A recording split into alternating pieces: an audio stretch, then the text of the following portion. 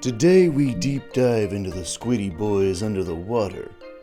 Because if you're under the water, that generally means in Kingdom Hearts that you're under the sea.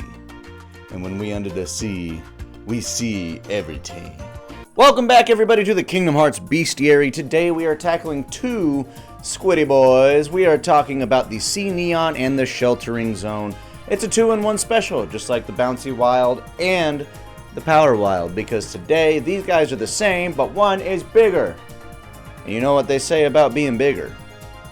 Being bigger is being better. The Sea Neon and the Sheltering Zone are both emblem Heartless, found in Atlantica. Looking at their design, they have the yellow tentacles with the translucent head and the Heartless emblem, and you can see inside it's basically a space helmet covering those beady yellow eyes. Even in the water, the eyes find me. The Sea Neon is the more aggressive version, using its tentacles to slap people, essentially, and then tackling them in the water. The Sheltering Zone is the big one.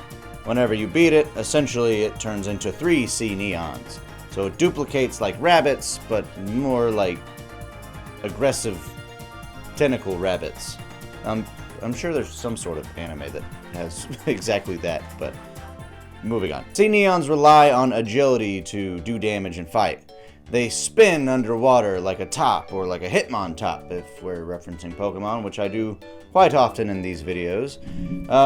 They're not the toughest foes, but when you're fighting in Atlantica with the worst control scheme known to man, they aren't easy. The Sheltering Zones are much more docile. They generally just vibe in the room with you unless you attack it, and at that point they're going to swing their giant tentacles and smack you in the mouth. And everybody knows that if you're a dude involved with tentacles, it is not fun. Don't ask me how I know that. Jiminy Bimini has some notes on these wonderful little undersea creatures, and I shall read them to you.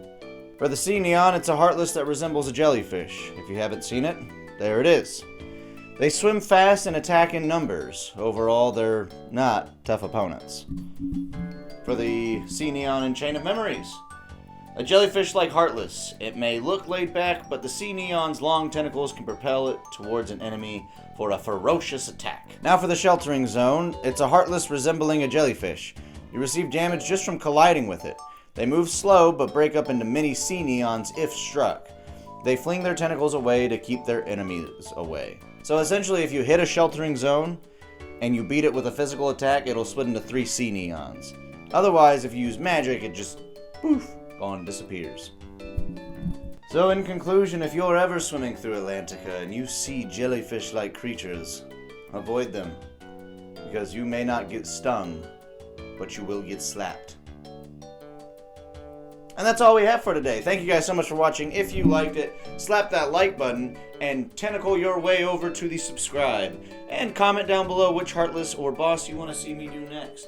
Who knows, maybe I'll do all of them. Maybe one day I'll just stop. Unless you like it, then I won't. It's kind of how it works. It's YouTube.